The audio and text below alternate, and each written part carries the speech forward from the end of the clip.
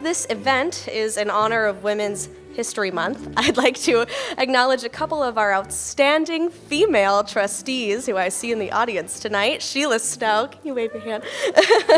And our board president, Hillary Burkemper. Raise your hand. Thank you both for supporting and for your work to uplift women. And I don't see her tonight, but I would like to say a big thank you to Betsy Green, who is the sponsor of tonight's event. A big thank you for her work as well. And the last woman that I would like to acknowledge tonight is our speaker, Cheri Rae. 2 words best describe the direction of Cheri Rae's writing career: worthy causes. After graduating from California State Northridge with a degree in political science, Cheri embarked on a path of good works that blended her desire to make a difference and her considerable editorial skills. Ardent civic activist and award-winning newspaper columnist and magazine editor, Cheri has long blended her resolve to preserve Santa Barbara's unique environment and architecture with her persuasive writing. Channeling her inner Pearl, she's led successful efforts to preserve the city's Bungalow Haven neighborhood, historic buildings, and countless trees.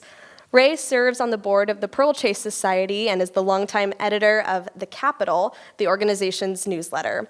She is the author of Dyslexia Land, a field guide for parents of children with dyslexia, and Walk Santa Barbara, city strolls and county rambles, as well as Pearl Chase, First Lady of Santa Barbara. This little book here. Tonight, Cheri will be presenting on her latest book, A String of Pearls, Pearl Chase of Santa Barbara. Without further ado, Cheri Rae. Thank you. Thank you for a lovely introduction. Thank you so much for all being here in the rain and the cold weather. But we're here for Pearl because it's Women's History Month and she deserves this. So thank you for being here. Well, I wanted to, because the book is a different approach to Pearl Chase, I wanted to tell stories about the women who influenced her life. So we're going to take just a little slice of Pearl's life and take a look at it and the wonderful women that were friends of hers and good influences to her good work. A little bit about my professional background. These are some of the books that I've written. I worked for a magazine called California Scenic, and I did the newsletter for the late, great Earthling bookshop. So I got very grounded in Santa Barbara. I moved here in 1989 and got very interested in Pearl Chase from the beginning. Walk Santa Barbara was my first research project about Santa Barbara, and I heard about this woman, and she just intrigued me. And so the Death Valley book is a WPA guide from 1938, and I republished that. So I've just had this dabbling interest in California history, and particularly women. I used to write for Women's Sports and Fitness. So that's, yeah. So, and back when the LA Times was a really good newspaper, I used to do these wonderful stories for this great section called View. And it was a Saturday morning. It was like a full pager. It was so cool. There's Route 66 and several other California history kind of things. So that's how I kind of got a little bit interested in Pearl Chase. And then I went to a museum show in 2004. It was curated by Maria Shriver, and it was about California's remarkable women. And I was very excited about it. It was up in Sacramento, obviously. And we went up there, and I'm like, yay, we're going to go. And the first exhibit that was in the show was of Juicy Couture. And I'm like, oh, how remarkable. And then there was Peggy Fleming and her gold medal, and there was Sally Ride, and that was nice. but Pearl was nowhere to be found. And I just found that really upsetting. And they actually had a computer that you could type in, if you wanted to add someone to the list. And so I suggested that they add her, but they never did. And now it's not, it was going to be a museum of women, and that got very controversial, and now it's not. And I don't know exactly what they're doing with it now. But anyway, Pearl wasn't a part of it. That bothered me. And about the same time, I started doing the newsletter for the Pearl Chase Society. I wasn't a board member, I just did it as a writer. And I heard a lot of people would come to the Pearl Chase Society and share their stories and ask for grants. And I thought that was really great, and it was wonderful. It was wonderful of the society to be able to provide grants.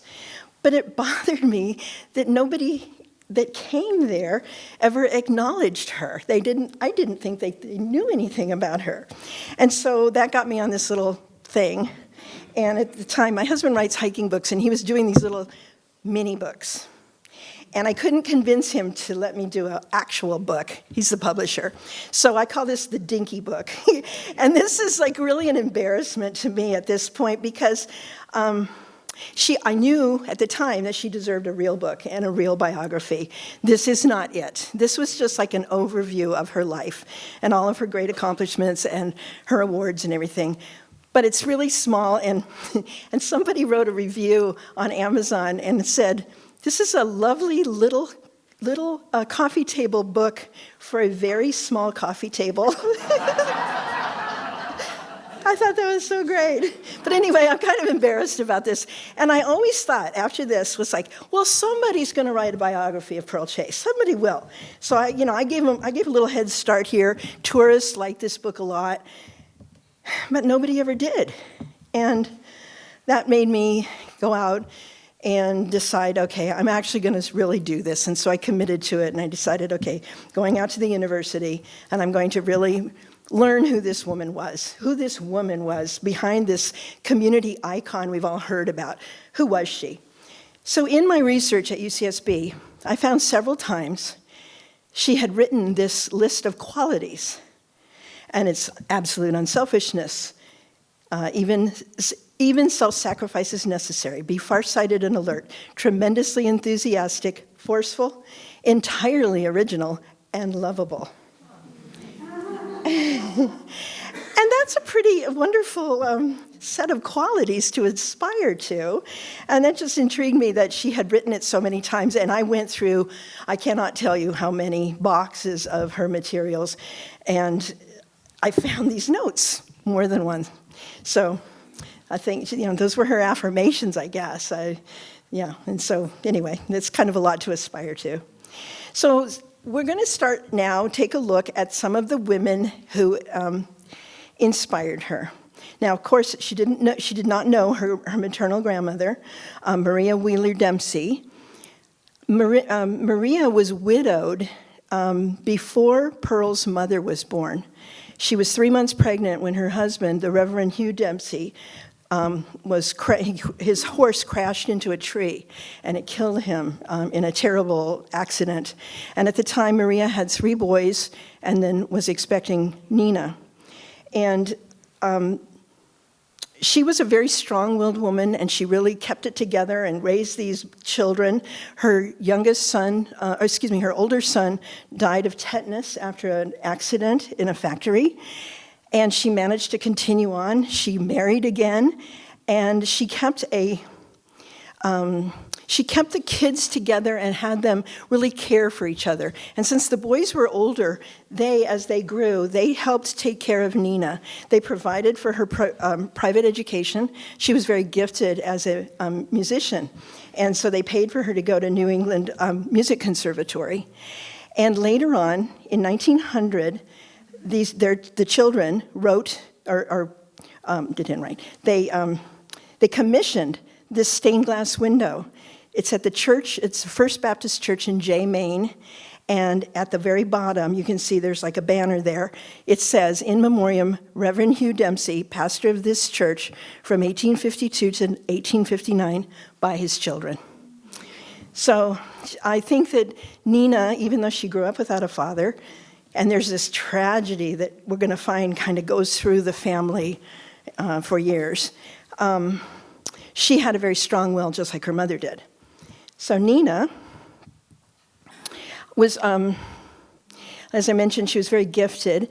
She had actually come to Santa Barbara in 1885. Her uncle was C.C. Wheeler, who was the manager of the Arlington Hotel. And she really enjoyed Santa Barbara and spent some time out in the foothills and got to know it a bit. And then married her husband, and his name was Hezekiah Chase.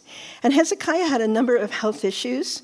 He had to give up his scholarship to MIT when his father was blinded. His father was a very wealthy entrepreneur. He had mercantile business, and he had a patent for a kind of a shoe fastener that made him very, very wealthy. The family was wealthy, but when Hezekiah took over the family business, he was young and inexperienced, and he pretty much lost the family fortune. So he also had an industrial accident, another accident in the family, and a heavy door fell on him. And so he had many health issues that forced the family to go to Europe to try to get him, take the waters, actually. So Nina and Hezekiah left Pearl and her brother Harold, left them with a nurse, and they traveled the world trying to get him healthy again. And then he actually spent time in Dansville Sanitarium, which is where Frederick Douglass was, and Clara Barton were two of the famous people. So they had some money, obviously. And so anyway, that was a lot. But the woman, she had this inner strength. She kind of had to in order to keep the family together. And when they lost their fortune, there really wasn't much reason for them to stay in Boston. So it was Nina's idea to at least come west. It wasn't necessarily Santa Barbara. They first started out in Paris, California. It's nothing like actual Paris, it's Paris. And it was population 300, and really, it's out in the desert, and it's hot. And actually, Hezekiah said, it's too darn hot, we have to leave. And so it's when Nina decided, well, we're going to go to Santa Barbara. So they did, they came to Santa Barbara, and then Hezekiah got the idea to become a miner in Colorado. And Nina wasn't thrilled because he left and left her in Santa Barbara with a population of about 6,000 people, with nobody, and two children, and her husband off being a miner. So she packed up the kids, and they moved to Denver. And I like that quote. That quote is actually in this little diary that she kept. And you can see how she just had tons and tons of writing in this little diary. And, she showed her strength and her power, and in a very gentle way. So the mining situation didn't quite work out, so they returned to Santa Barbara. And by that time, Pearl had been to Denver West High School for a year in a class of 125. And she comes back to Santa Barbara, and there's only like 24 kids in the senior class, junior senior class. And suddenly she's like more sophisticated than everybody else. And she had something where she was sort of like, well, let's call it big woman on campus. And she managed to get popular by deciding that the women should have a basketball team. And that's Pearl holding the basketball on her head. And she was the captain, the organizer, and the star player. She broke her nose twice playing basketball. And she was also the literary editor of the high school magazine, and the picture of her is on in the yearbook is on the lower right, with the ponytail. And she already seemed to have had some ideas about boys. And she wrote in their, they have like the dedication. I'm Pearl Chase, worried to death by the boys and their constant visits. Decided to live forever, a bachelor maid, and dying, leave those said boys to anyone who wishes them. Don't all speak at once. Well, and the poor unfortunate young man there, William Shedd, had an absolute crush on Pearl for like 20 years. He loved her, and he was always sending her love letters, and she just couldn't find the time for him. But he went off to college and kept writing to her, and she had no use for him. But she did go to UC Berkeley after she graduated from Santa Barbara High, and she had to wait a year because she wasn't quite old enough, so she joined in 1905, and she was the class of 1907, and she joined the Kappa Alpha Theta. They didn't call them sororities in those days, they called them fraternities. So she joined the fraternity, was thrilled to be part of it. It provided her with a lot of grounding, a lot of social activities, and she was really connected with very wealthy young women from all over, mostly from the Bay Area. And Cornelia Stratton had a very huge influence on Pearl. She was 2 years older than Pearl was, and she kind of took Pearl under her wing. She wrote her a letter that I found in the files, and was very, very careful in loving the way she expressed it. But these 3 quotes, she cautioned Pearl that these were qualities that she needed to change. She needed to not be bossy. She didn't want people to get the idea that she was conceited. And then, aren't you just a little too anxious about boys? So I don't know what was going on with Pearl with the boys at UC Berkeley, but something was. And the really interesting thing, though, is I found this letter in an envelope, and the note that Pearl wrote on the envelope says, and it's in the upper corner, it says, "Connie's wonderful letter to a 17-year-old sophomore." So she took that advice to heart. It mattered to her. And the clipping is just one of Cornelia had come to Santa Barbara and stayed with the Chase family. And she was described as a charming girl who has been visiting Miss Chase for some time. They were close friends, and I think that was a real wake-up call for Pearl. You've all heard the most famous quote of Pearl's about how it was that she said, "I remember alighting from a train at the Victoria Street station, coming home from the holiday, and how ashamed I was of Santa Barbara's shabby buildings, dusty streets, and lack of landscaping. Then and there I resolved to make Santa Barbara a more beautiful place to live in." This was in the fall of 1907. But the context for that, I've always wondered about, what would make her a college sophomore? She was young. Why would what would influence her? Well, as it turns out, the center card there is an invitation to Pearl to attend an exhibit of the Architectural Association at the university. And that was held in December of 1906, 6 months after the earthquake. Pearl was in the earthquake in 1906, and you can see there's a lot of damage done to the Fairmont Hotel, which was actually designed by Julia Morgan. And 1 year to the day after the earthquake happened, it was in April of 1906, the Fairmont Hotel reopened, and it had been restored thanks to Julia Morgan. So here's my thinking. What I think is Pearl was on the train back and forth from Santa Barbara to Berkeley. She has time to think, and so she puts this together. This is my thinking, that on that trip home in 1907, on her holiday trip, she's thinking, San Francisco had this devastating earthquake and came back and rebuilt. And now I'm going back to Santa Barbara, and they don't even have an earthquake, and we could rebuild it. And guess what? There was a woman named Julia Morgan who was in charge. So that's my theory. That's what I'm going to stick with. And she knew Julia Morgan because she was in the same fraternity. So I just feel like, I don't know. That's my thinking of how a 17-year-old could care that much and have that big of a thought. Because the earthquake was a very big deal. Her freshman year was curtailed because of the earthquake, and they ended classes, and she helped deal with the aftermath. So Berkeley was kind of a balancing act for any woman who was there, because she was a good and serious student, and at least the thought was that most of the women were there to find a husband. And so in her scrapbook, which we have, the Pearl Chase Society actually obtained a copy of her scrapbook, she had many cartoons like this one, where it's like, the woman's hand is kind of getting at the guy. And there's another one called Betrothal Bay, and it has, it's like the women are there to get married. Clearly Pearl was not. But this little clipping on the corner is a clipping that says what to teach your daughter.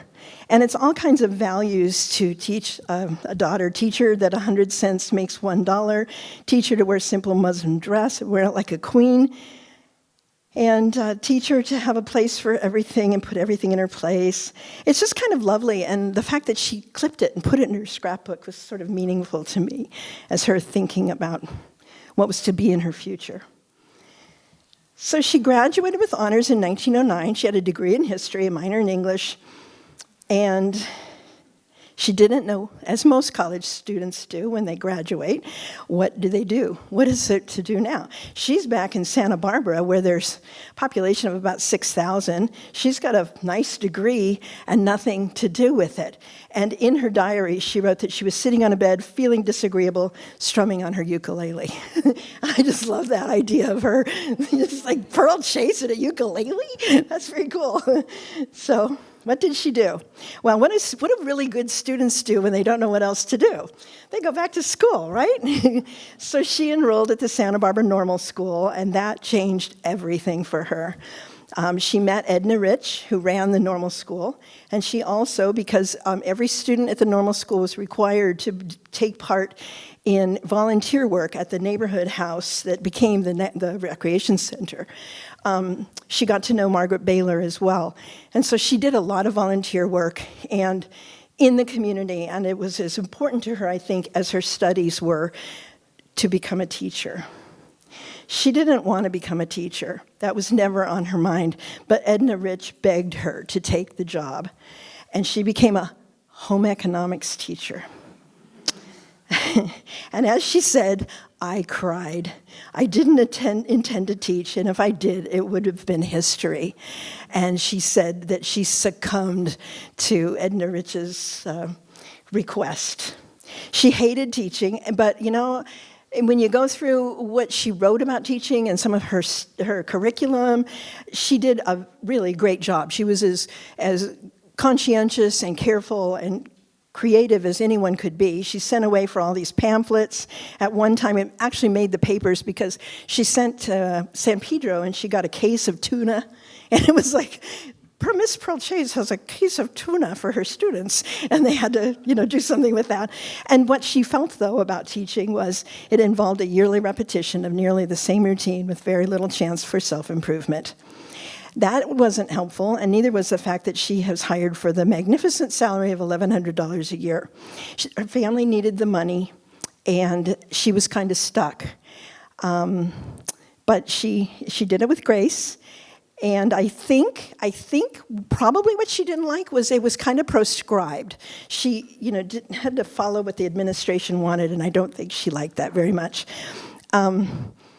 Yeah, but she made a name for herself among the students because she gave a speech about why they did not need a dress code. And they voted and they agreed with her, so the girls didn't have to wear a dress code. Very cool. And then another tragedy. Nina was accidentally killed in a terrible car accident in the garage with Hezekiah at the wheel. And it was shocking of course, for the family, for the whole community. Most particularly, it threw everyone's life in the Chase family. It threw them upside down. Pearl was actually in Alaska on a camping trip when it happened, and Hal was in the Channel Islands. And Pearl wrote in her diary from Alaska that she was going to dedicate the rest of her life to taking care of her father. This was in 1913, and he lived till 1951.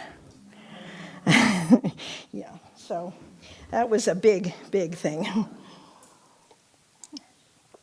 The interesting thing is that the family came together. It didn't splinter apart. They came together better and better. And Pearl went back to work as a teacher, but hated every bit of it.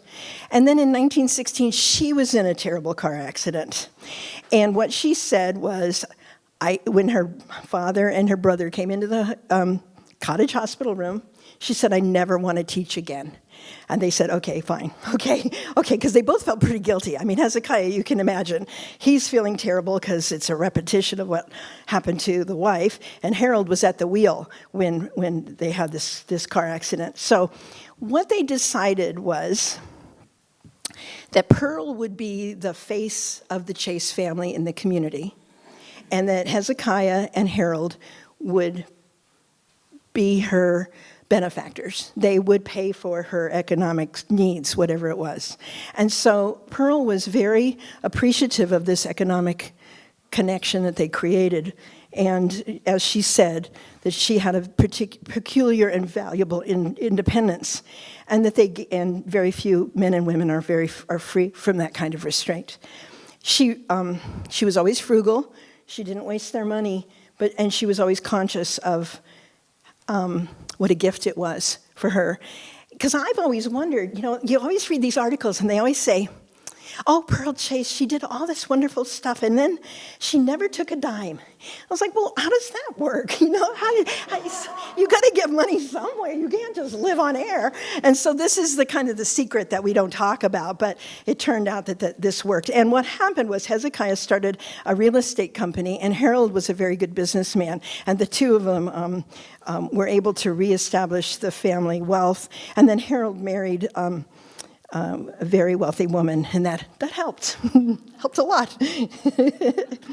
So here's one of Pearl's most wonderful friends. She was so lucky to have her. She was kind of a combination of a fairy godmother and a surrogate mother, and she was a travel friend. They were actually friends from 1900 until 1973.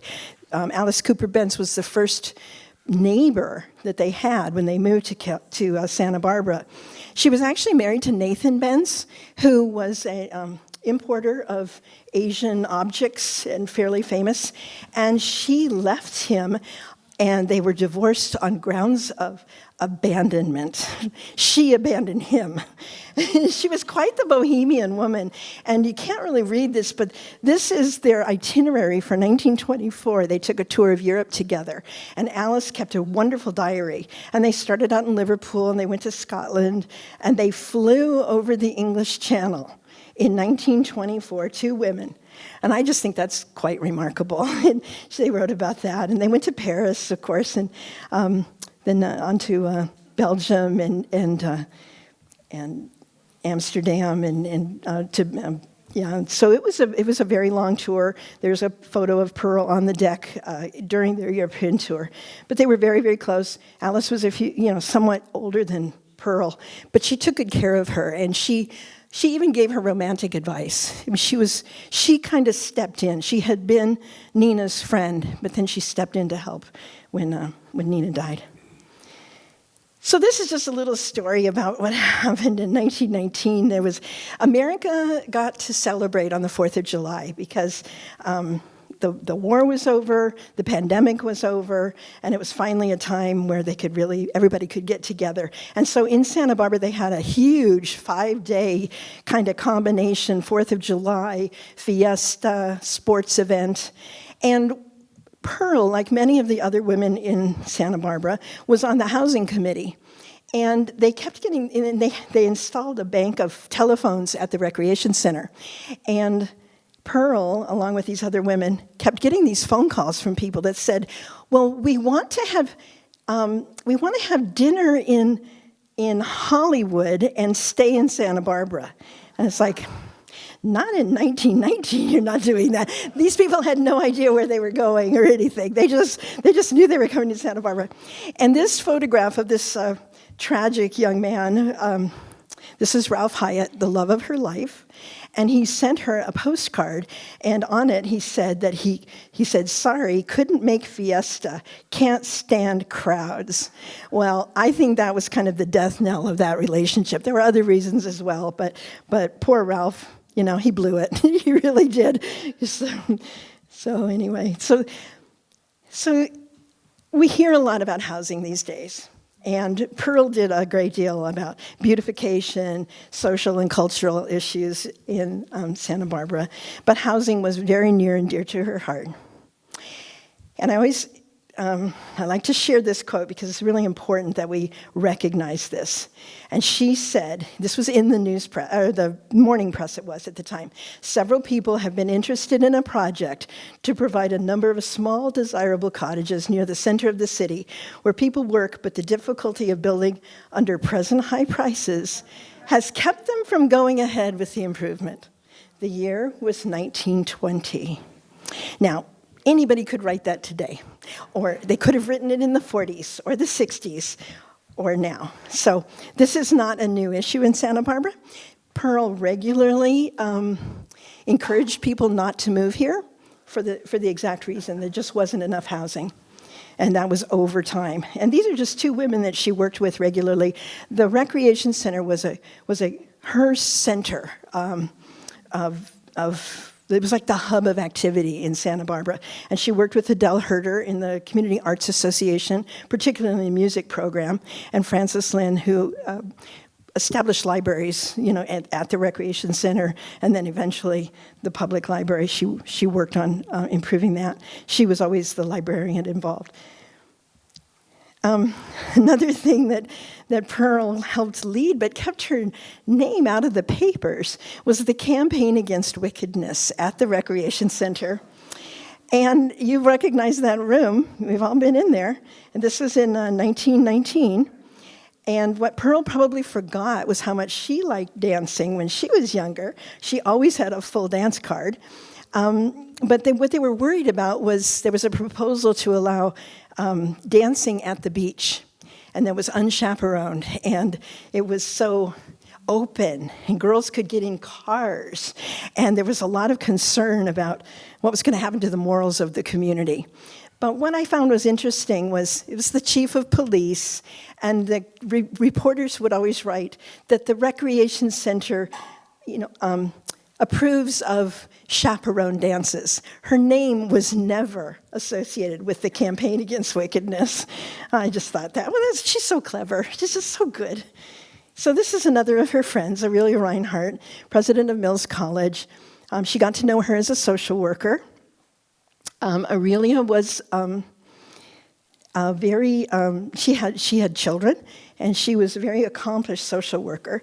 If you ever go to the East Bay, there's an actual park, a regional park named after her. And the two of them drove to the Tournament of Roses on the 1920 parade, and they went there together. So Pearl believed in person-to-person connection, and she made contact with a woman named Belle Breck, who was from Ojai, who had been running what they called was an international hut for soldiers in Vladivostok, Russia. And she came to Santa Barbara, to the recreation center, and gave a talk about what was happening after the Russian Revolution and how displaced so many people were. And Pearl was very interested in this, and went and met with Belle in her home in Ojai, and learned about a family of two women and a little girl who were from Vladivostok, who fled to Milan. Both of their husbands were killed, and they were basically starving. They had nothing, and Belle did not have the means to support these women. But Pearl decided to make them her cause. And so you can see there's a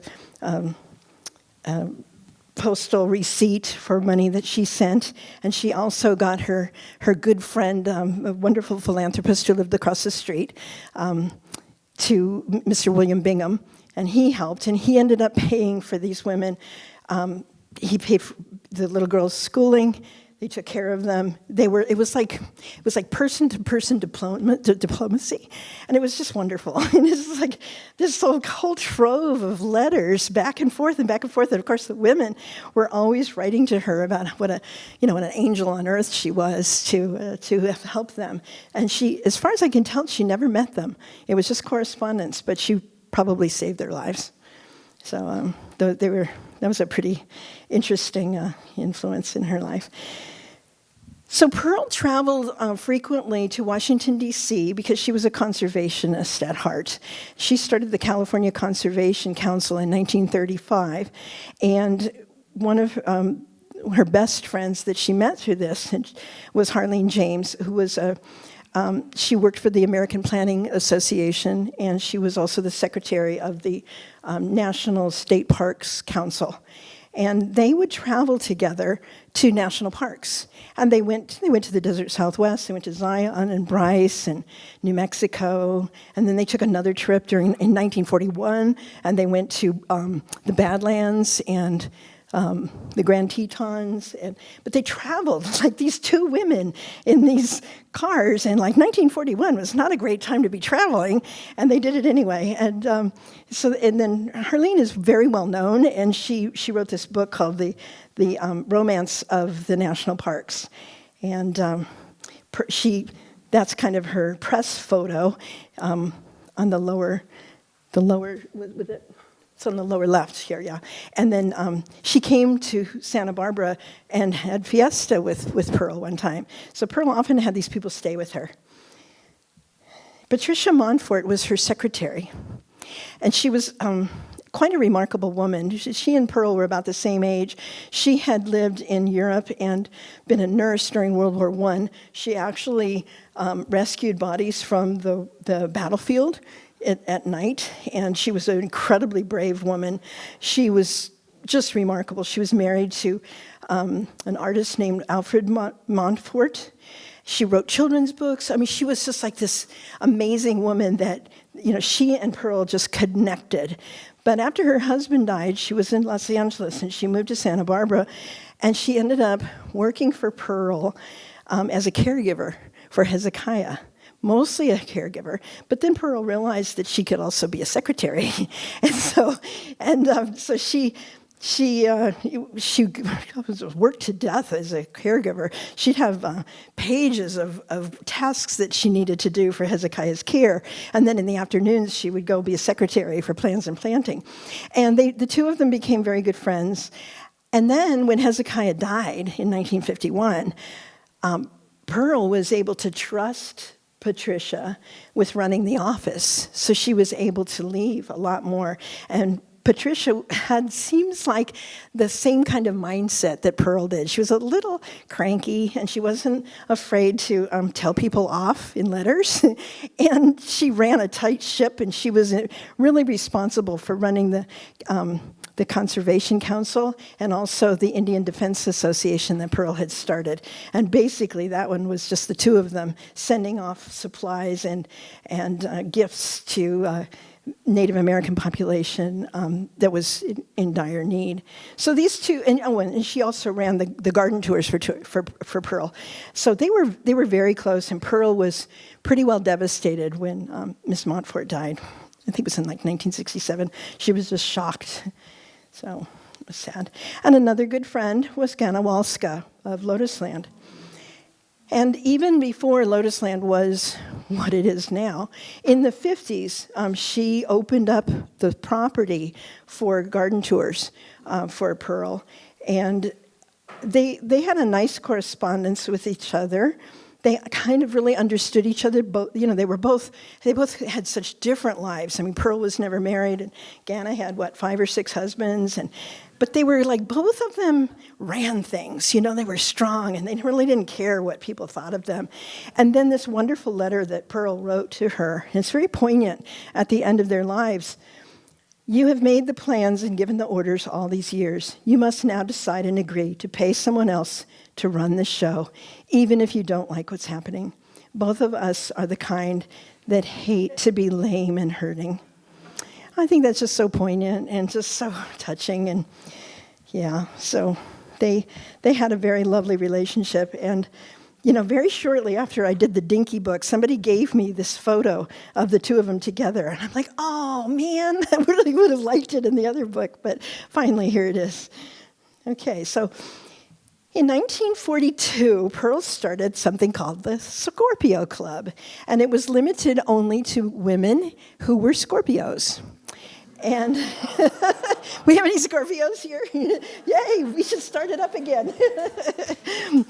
So, and it started out as just a let's have lunch. Let's have lunch. And for the first couple of years, that's what it was. And then she got the idea to make it much more organized. And you can see from 1944, there were like a dozen members. And then how it grew until 1978. And it with all the roster and the dates and everybody's so organized. Because Pearl couldn't just do something halfway. It couldn't be, let's just go to lunch. It had to be, we have to bring a gift. We have to bring a cake. We have to tell everyone, what did you do for Santa Barbara this year? And the whole motto was to work and to serve. So Beverly Jackson took it over after Pearl died. She was, I think she was a Scorpio by just a couple days, and so that made her pretty happy. And she wrote a wonderful story for Santa Barbara Magazine where she talked about they changed from serving tea to serving champagne after Pearl was gone. But she wrote about this one time that they had a meeting, and this gust of wind just blew through the room, and they all just swore it had to be Pearl. So I think it's pretty cool that they had the Scorpio. I think we ought to have that again. There's something about, they're very determined and very hardworking, and, maybe you guys can start it. We can't talk about Women's History Month without talking about women's suffrage. And Pearl played it straight down the middle. Her good friend, Carolyn Hazard, was anti-suffrage. And her friend, as we saw before, Aurelia Reinhardt, was a very pro-suffrage. And Pearl did register to vote in California in 1912, when women obtained the right to vote here in the state. And in 1920, in February, so this would have been before the 19th Amendment was ratified, this clipping, Pearl is actually referred to as a suffragist.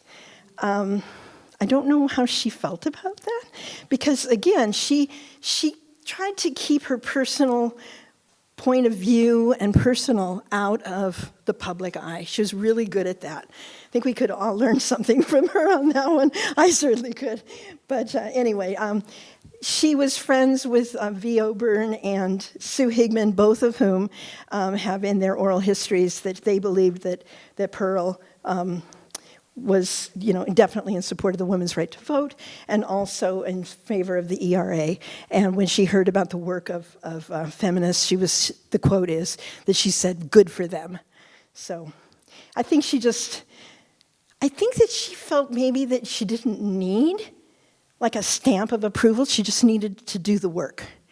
Yeah. And of course, Plans and Planting was her platform from which she worked.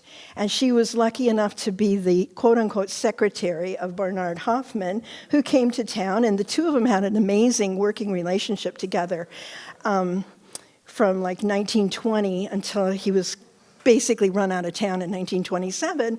And Pearl says nobody else really wanted the job, but the truth is nobody could have done the job. But she has this quote that I know doesn't apply to any of the men in this room. So she said, always get a prominent man to head it up, and then you do the work, but see that he gets the credit. Now, I don't think that Bernard Hoffman needed that, but I think that she was very smart in how she worked. And she, like I said, she ran this from 1927 until 1973. They disbanded. So her whole adult life, this was her platform for beautification, for signage, for cleanup.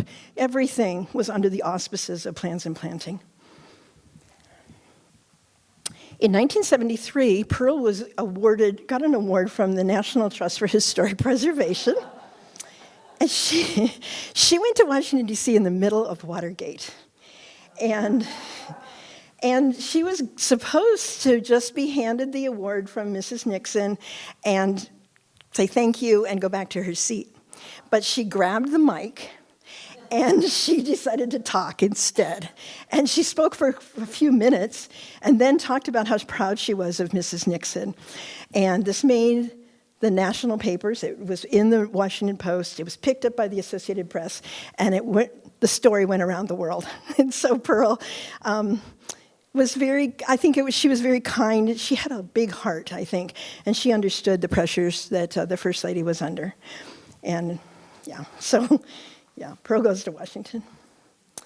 A few famous correspondents with Pearl. We've all heard of, and again, I committed, I don't think I said this, I committed to going through all the boxes of her personal correspondence, which, hundreds of them, and I just felt that that was where I was going to learn about her, not just her work, but who she was as a woman. And so I would come across these letters, and you can see here's a letter here from Pearl S. Buck, and basically she was thanking Pearl for all the kindnesses. Pearl had helped her get her lodging at the Biltmore, and given her flowers, and they'd gone on a picnic, and they had a lovely time, and she was thrilled to be in Santa Barbara and couldn't wait to come back. And then Lady Violet Astor was the mother-in-law of Pearl's niece, Barbara. And they were friends from the time that Barbara was married until Lady Violet passed away. And they corresponded over the years. And there was a letter from 1941, where Lady Violet was very pleased to have received what was it called? Boxes for Britain. And it was like a care package that came from California, and she said she felt like it came from her daughter-in-law. And then this letter, she was thanking Pearl for arranging a trip to Yosemite. So they were friends, and this was in 1961. They were friends for a good long time. And this, I hope you can see this well. This is correspondence over the years from Alice Cooper Bence. And like I said, they were friends for over 70 years. And you can see this one letter in 1924, and then how her handwriting changed by 1971 when she was 100 years old. She lived to be 102. So, and everything most satisfactory, wish I could see you, home after the party. And for her I was going to show you this one letter that she did, but for her 99th birthday, she made big 99 and put little candle flames on top of the 99. It was very cute. She was just this extraordinary bohemian, wonderful woman, I think, who helped Pearl lighten up a little bit.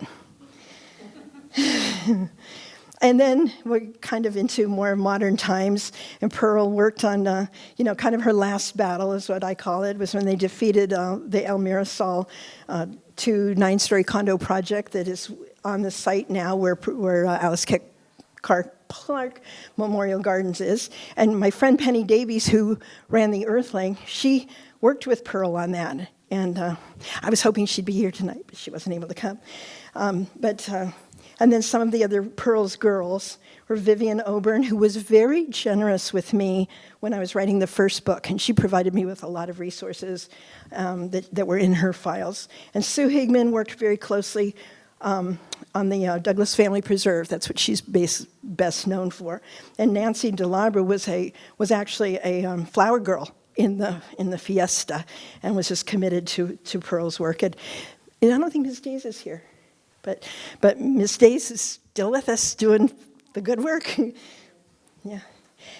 Now, Pearl might not have been a part of the California Women's Museum exhibit, but she is a part of the International Women's Honor Quilt. And this was inspired by Judy Chicago and her work, The Dinner Party. There's an actual quilt that has like 1,000 of these triangles in a quilt. And in the early 80s, after Pearl had just passed away, 3 women from Santa Barbara worked together, and they created this quilt triangle. And they were moved by what they say what they created was her spirit, inner drive, and vision, the inspirational force that created beauty out of chaos after the earthquake. And I'm really happy to be able to show this in color because it's so pretty. And Pearl kind of deserves to be with some of these other, big, important women. And these are just some medals that are in the collection at UCSB, and sadly, I wish they were on display. But she was awarded, countless various awards, and this one is from the Garden Club of America, one from California Beautiful. And as she always said, don't develop something ugly when it's no more effort to develop something beautiful. I love these. They're so pretty. And then the California Historical Society, the City of Santa Barbara. And as she said, every community is bettered if its citizens will cooperate in discussions and planning its present and future. So we need to remember that she encouraged individuals to express themselves and to join together into organizations and have a voice so that the politicians didn't run everything. That was a big, big important thing to her. And then I don't know who, this is not attributed, but someone said this at her memorial service. One wonders whether Pearl Chase will ever be satisfied with heaven after leaving her beloved Santa Barbara. And maybe she's up there, rearranging things or putting red tile roofs or I don't know what. Okay, there you go. Thank you.